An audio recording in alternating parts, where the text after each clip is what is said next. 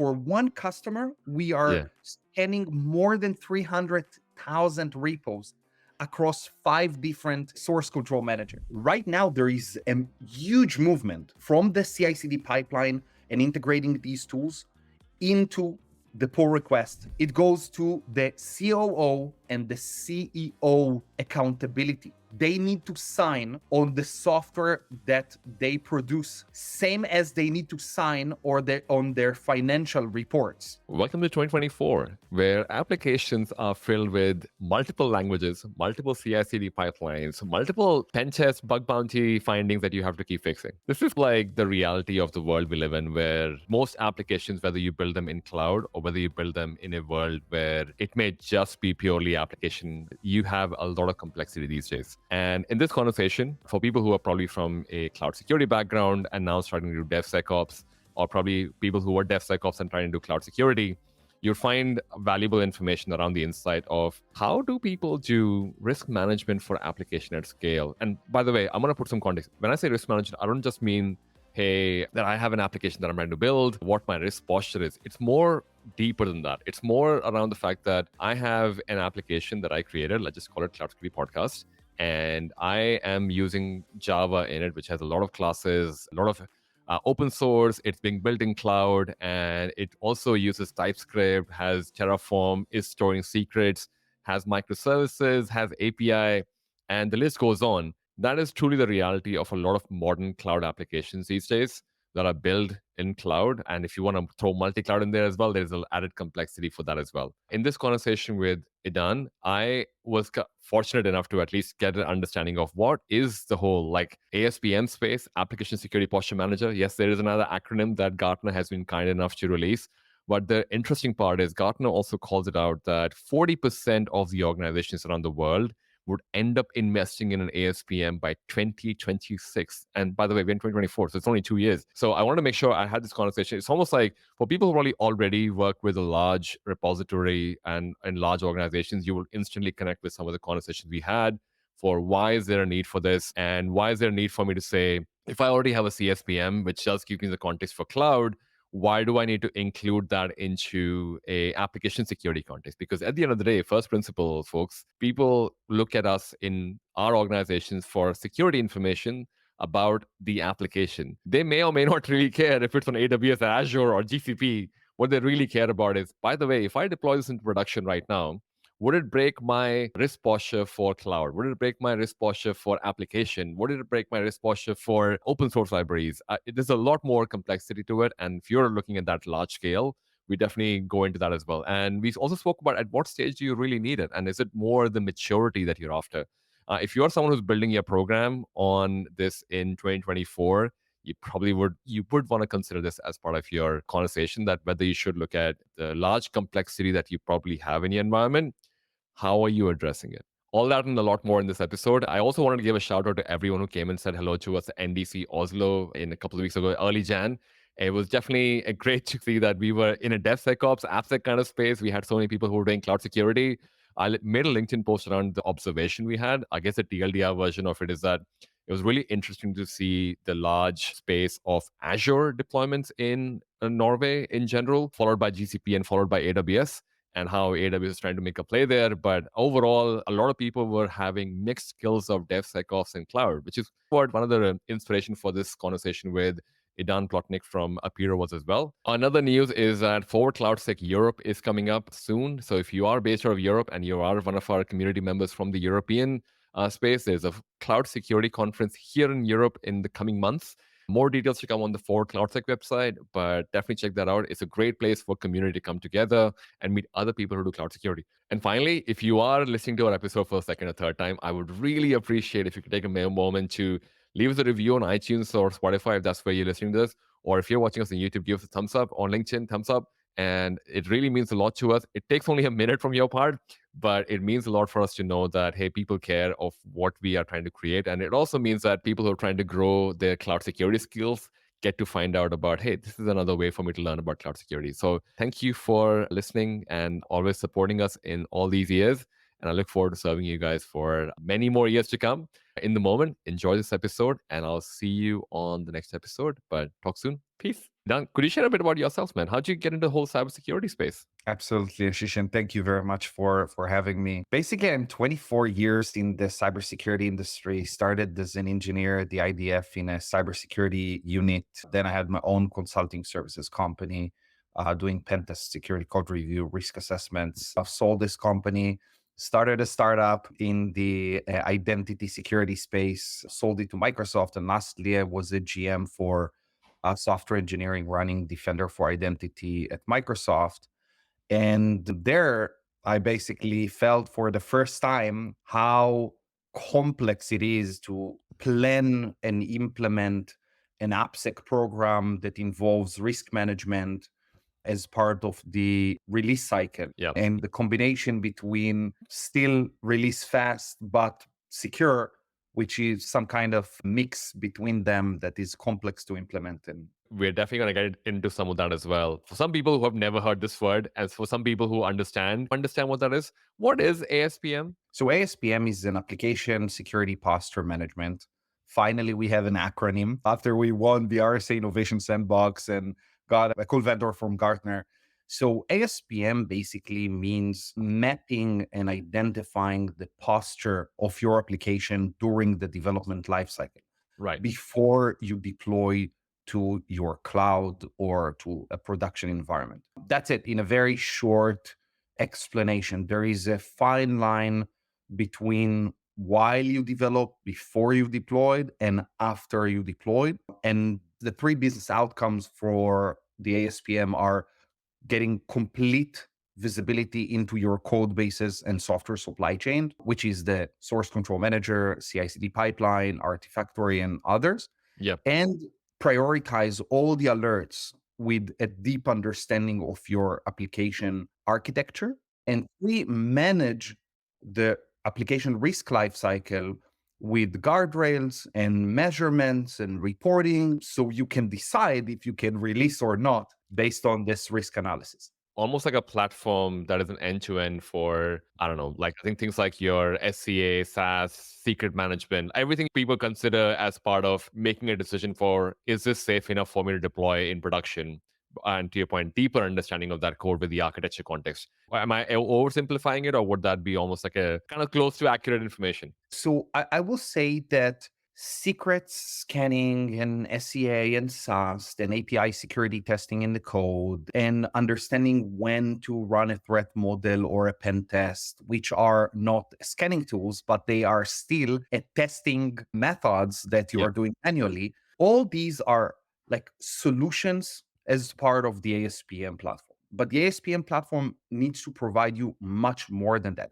Just aggregating the tools and aggregating the alerts is yet, I don't know if you recall, there was a few years ago a term called ASOC, application Yeah. security orchestration, correlation or orchestration, and it didn't work. Why? Because exactly because what you are saying, because just taking all these tools and putting their alerts in one place without the deep context of how your code is structured, Yep. it's meaningless. Okay, and I can give you one example. If I have code module with an API that expose PII data, Yep.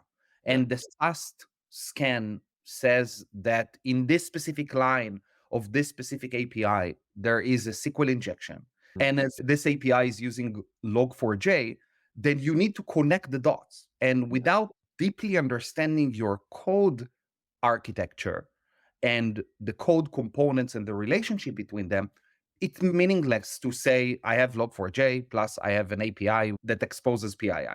And I think it also almost opens another box where I was trying to research on this topic, and a lot of also found that a lot of cloud security people talk about this as well, because a lot of people are in DevSecOps roles. And I wonder, for the cloud security audience, which is the pure cloud security audience, which just does cloud security, for them, it's like CSPM and CNAPs of that is pretty much a solution for, isn't that what this does? But what is the difference between an ASPM and a CSPM or a CNAP? So it's exactly the line, as I said, between understanding the posture of your cloud architecture and Yep. understanding the posture of your application architecture before you deploy. For the cloud, it's easy because everyone understands that the cloud is runtime Yeah. and it's there.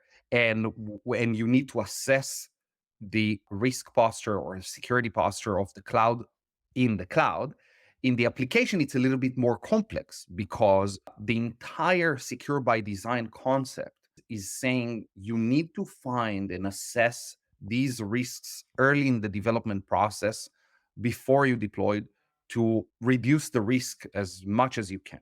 So I think this is the fine line between CSPM that is doing the cloud posture management, understanding which containers are exposed and talking to each other, and where do you have sensitive data in your S3 buckets. The ASPM will tell you how many APIs do I have in my code, how many open source dependencies I have with vulnerabilities, how many secrets in the code I have that are valid, what is the architecture of my application, how many microservices I have, and which one went through which security testing tools and processes. So Mm. if I ready for a release, okay, and now I can say, okay, I have 500 modules. 30 of them are going to be exposed to the internet and are high business impact. Why? Because they contains PII data. They went through a SAST and they went through an SCA scan and secret scanning, and they went through a pen testing, and they went through a threat mode. All of these security testing tools and processes or must be implemented before you release to the cloud. And this is the line between ASPM and CSPM.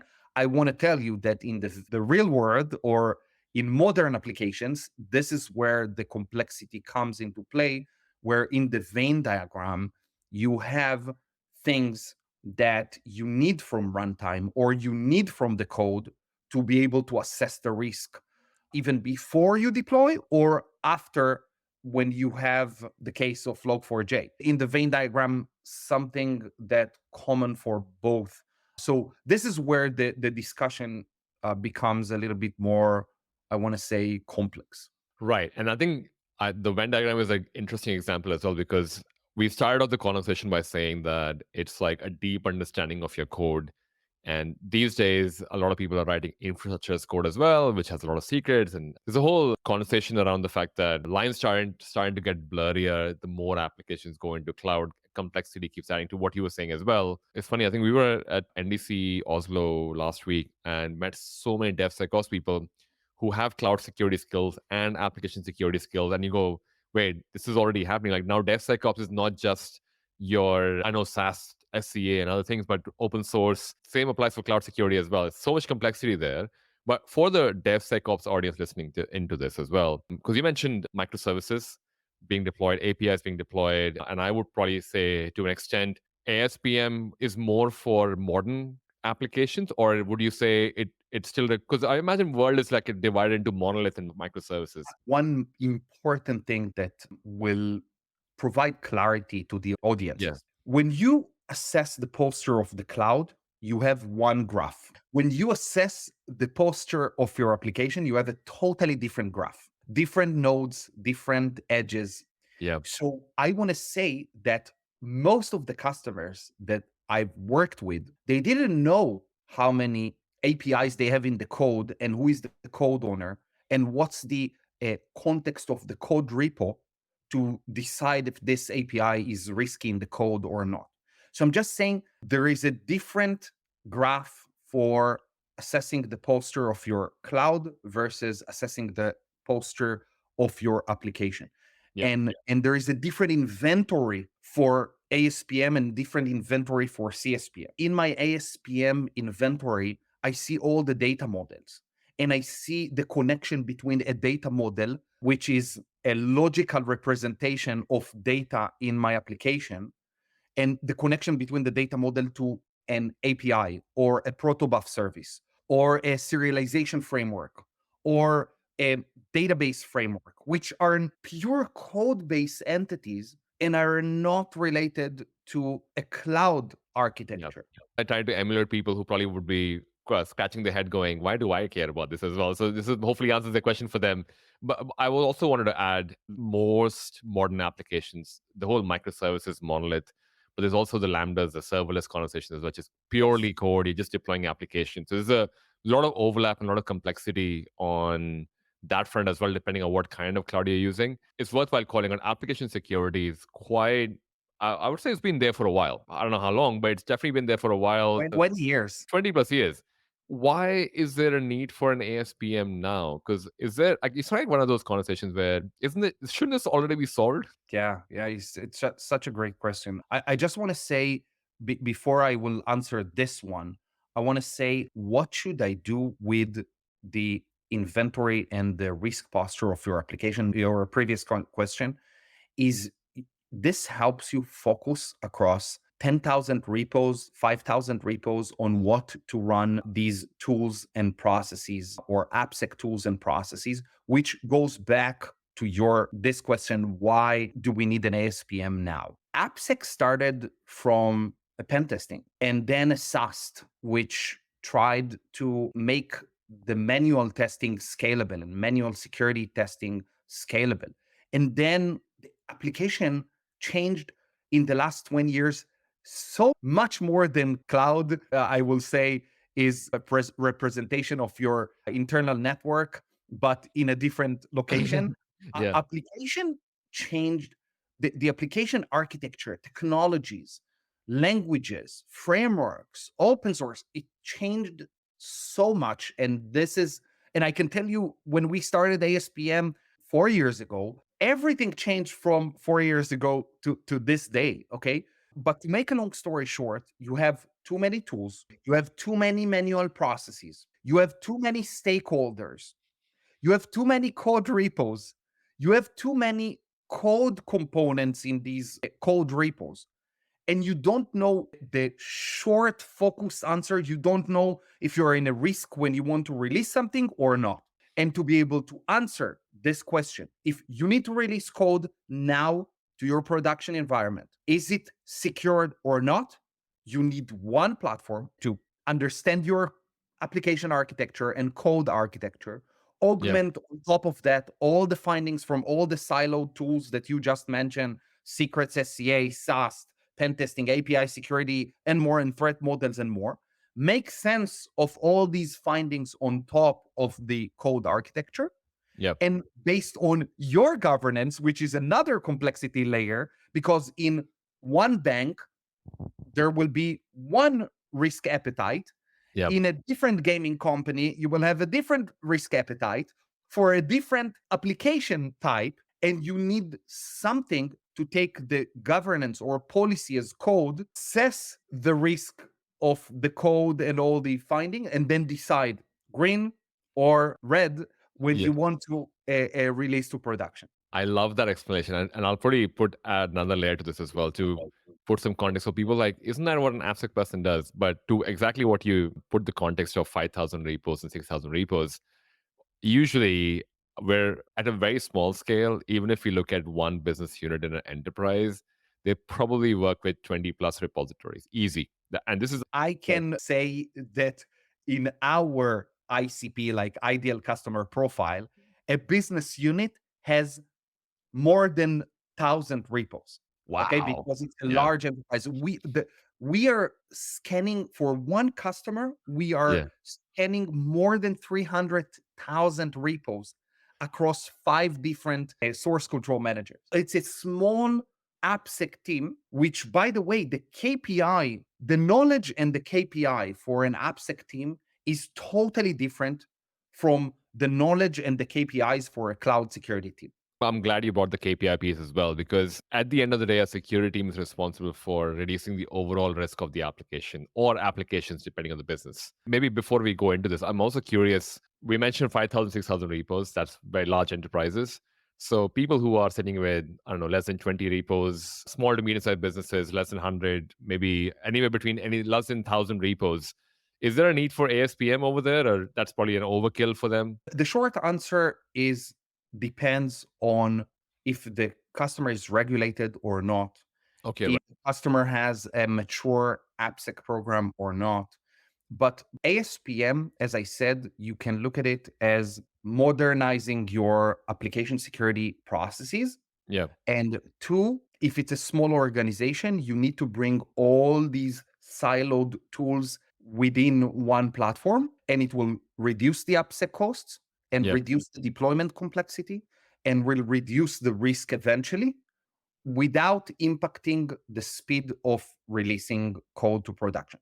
So the short answer, it depends on the maturity and the knowledge of the people. Yeah. I will say that some of these small organizations are still saying, hey, I want to check the box with SAST. Yeah. They don't care about the outcome. They just care about check the box for compliance. But as Gartner are saying, 40% of organizations worldwide will buy any ASPM solution by 2026. Wow. So this is the year our team internally is calling it the year of the ASPM. What happened for CSPM 3 years ago, okay, Yeah. or 2 years ago, when it grew exponentially.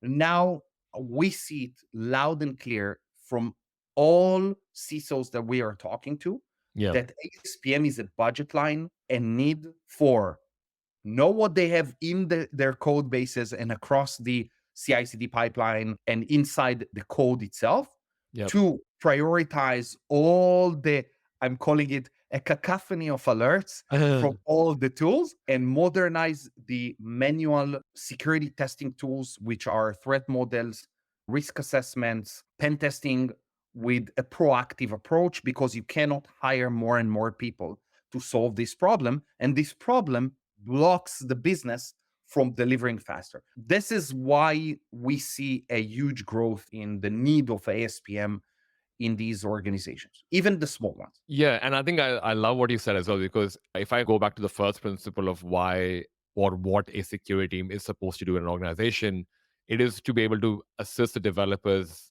put code as much as possible in the production in a safe way at the speed they want to. And usually the DevSecOps conversation is primarily focused around the fact that, hey, you should integrate into CI/CD pipeline. But that use case only works if you only have one repo, one type of language being used, and potentially not a mix of, say, on cloud, not cloud, PaaS, all of that. Even in just that tiny use case of a small company, you can already see complexity. Now, if you multiply that by 5,000, 6,000 repos, and with I don't know how many languages, they already looking at going, okay, just to assess everything going out so that you can still release on a daily frequency or a weekly frequency. I feel like people who are listening into this, and if they're in that kind of space, they probably should kind of think about, hey, they probably should look at what do we do about this right now? So they're probably ready for this.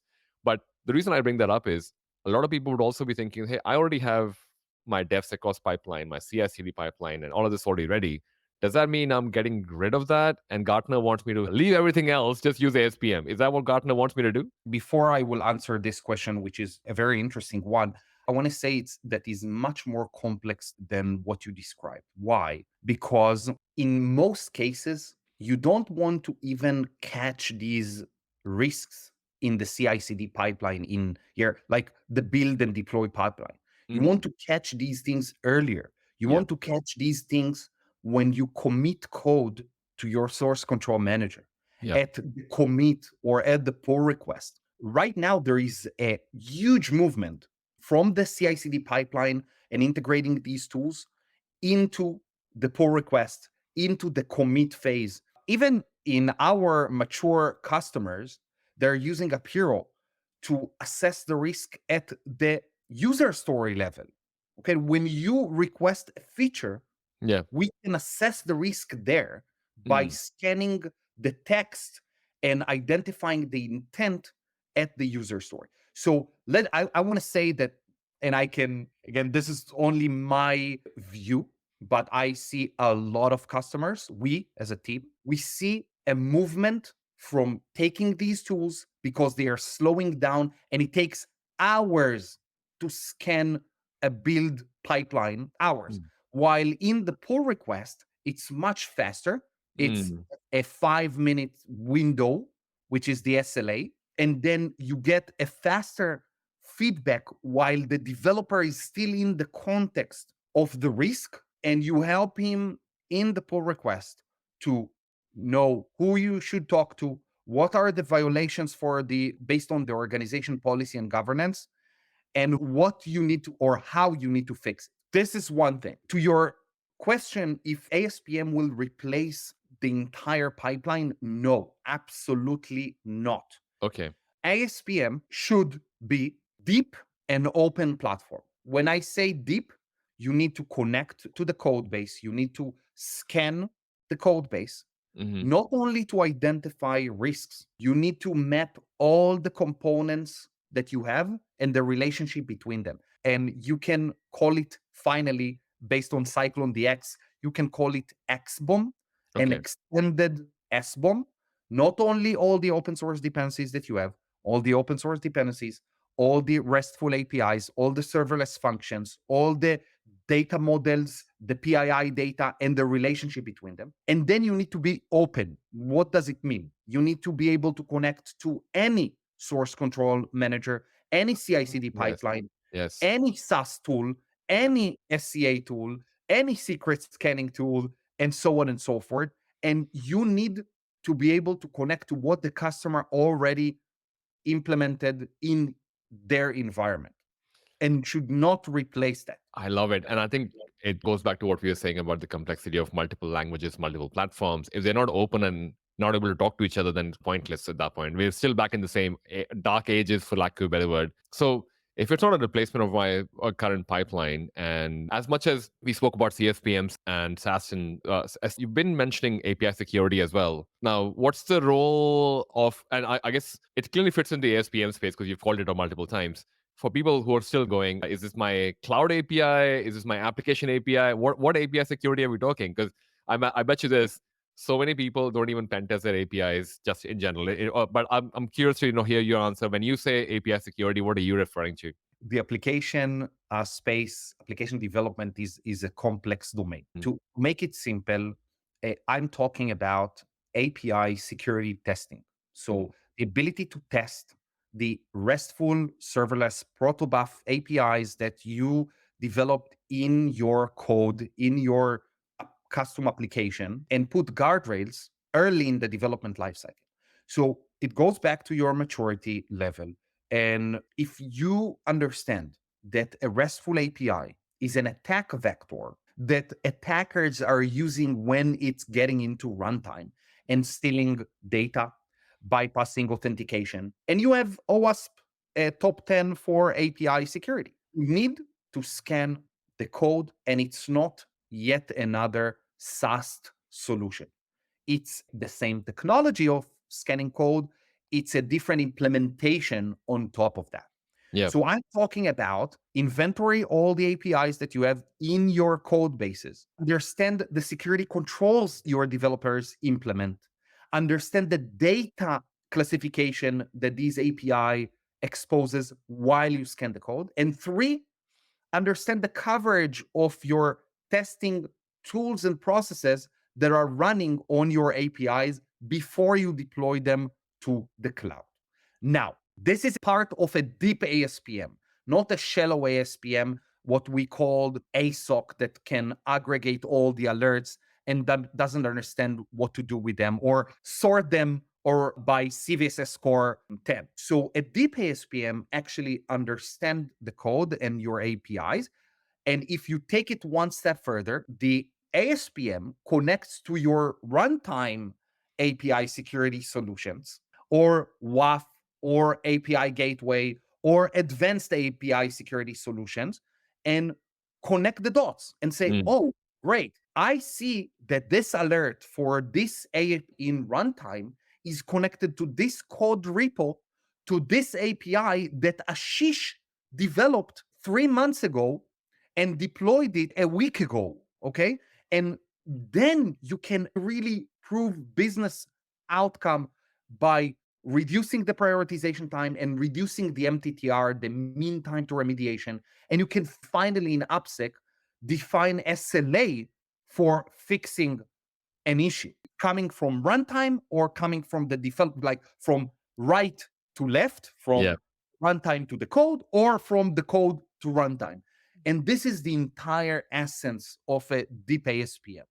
I love the call out that API is still very misunderstood for a large extent, and it still needs. We've said everything API these days, so it's almost like confusing because a lot of people who would be working on the CDK, which is the cloud development kit that most cloud service provider provide, they're also written in code like Python, Java, all of that as well. So this kind of expands a lot more because it could be API call for that as well.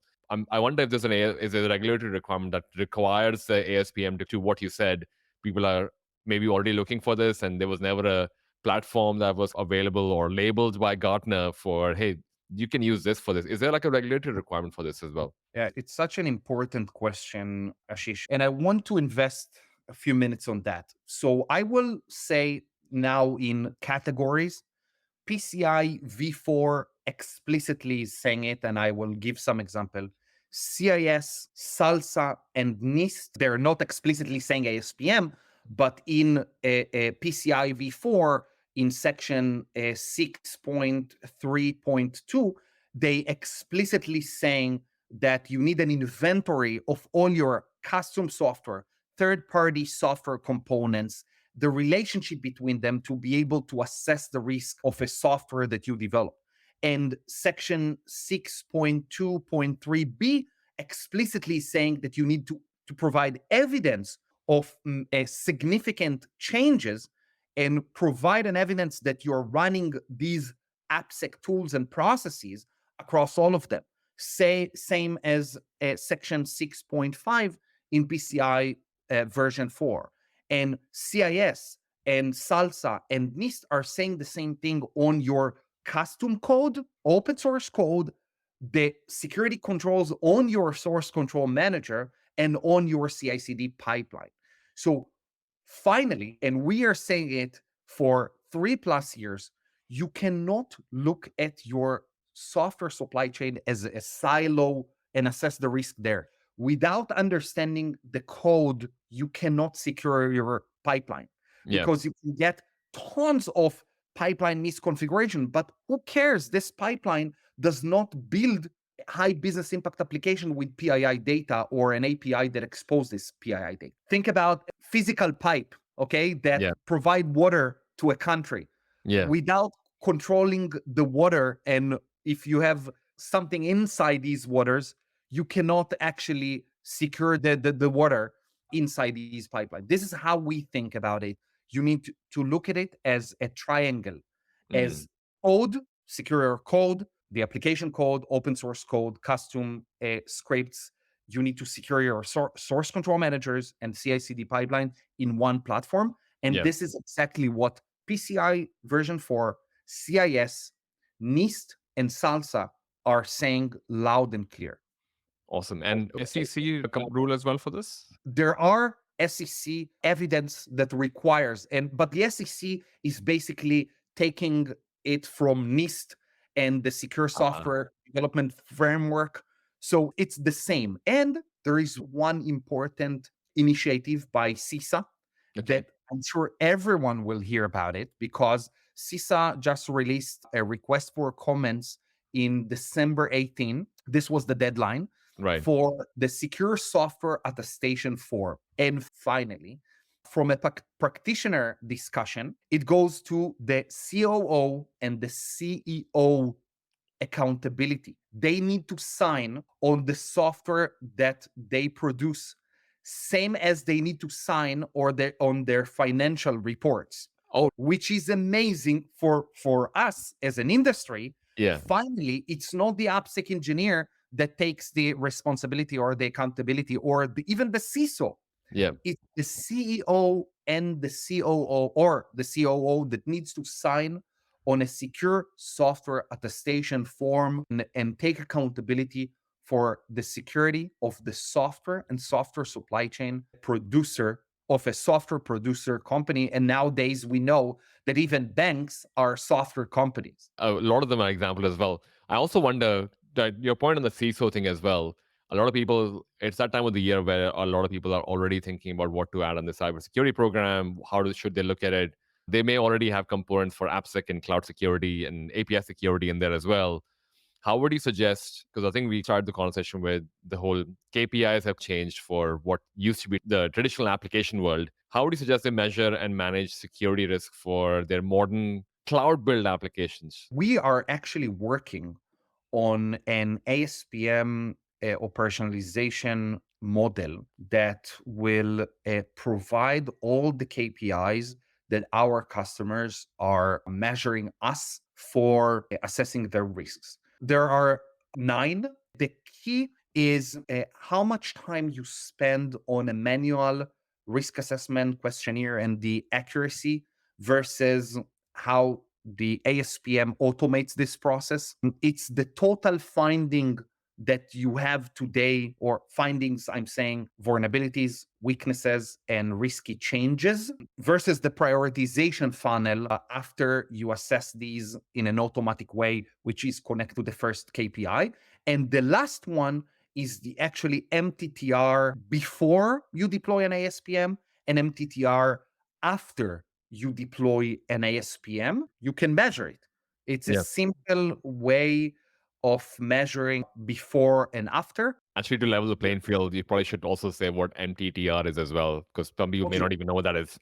So MTTR is the mean time to remediation and how much time it takes you. Basically, large enterprises are measuring it based on the business impact of the application, Yeah. the data classification inside, and saying for critical risk, for a high business impact application, you need to fix a risk in 1 day. If it's high, it's 3 days.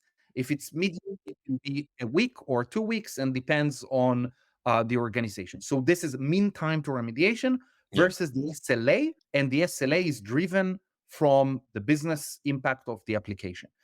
The last thing that I want to say, which is tied to the first KPI, is explicitly written in the ASPM report. You need to modernize your manual risk assessment process, pen testing, threat models. And to be able to do that, you need to automatically identify what are the material or the risky changes, which are totally different from vulnerabilities and weaknesses. Just to give you an example, a risky change can say you added a new database framework and no one reviewed it. You Mm. added serialization framework that store this sensitive data in a storage bucket or in a database. You need to review and run a pen test based on that. And you cannot, and the velocity of changes grows exponentially in modern applications. Yeah. So you need something that will auto-identify these risky changes and trigger the manual process for review. So an outcome of a vulnerability, of a risky vulnerability, is remediation, like prioritization and remediation. An outcome of a risky change is prioritization and review. So Yeah. these are different outcomes. It connects with the audience as well. Now, that's most of the technical questions I had. I have general questions for you as well, so people get Sure. to know you a bit more. The first one being, what is something that you're proud of but is not on your social media? Ooh, it's a tricky question. There is something that I cannot say because we are going to release it very soon, and All right, fair enough.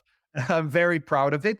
But I think to try to generalize it, it's how, and we didn't do a good job at that, and we are going to change it.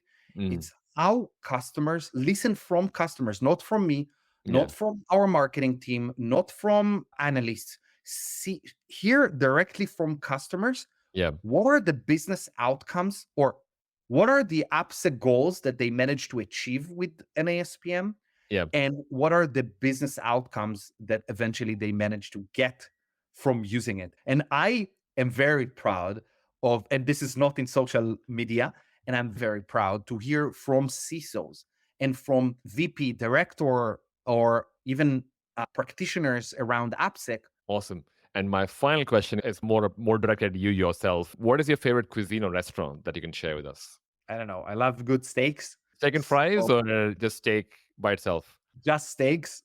Oh, nice. I have a restaurant in Israel that I really, which called Meat Bar. I guess I they serve meats, I guess. while I'm in Israel and not traveling, I really like this one. So yeah, I'm definitely gonna look that up and check it out as well the next time I'm in Israel. But dude, And I invite you. I will take you there when you I are there. appreciate that. I'll take you up on that as well. By the way, thank you so much for coming on the show, man. I really Thank appreciate this. you. Where can people find you on the internet, and where can they learn more about Apiiro as well? Just LinkedIn. You can ping me. You can follow Apiro or just getting to our website, apiro.com, find us there and would love to show you more on the deep ASPM space. Awesome. I'll put that in the show notes as well. But thank you so much for your time, man. Thank, And I look forward to having you again and on the ASPM conversation as it evolves. And 2026 is not far. So I'm sure we'll be having a lot more conversation, man. thank you very much, Ashish. Thank you Thanks, very much. everyone. And we'll see you next episode. Thank you.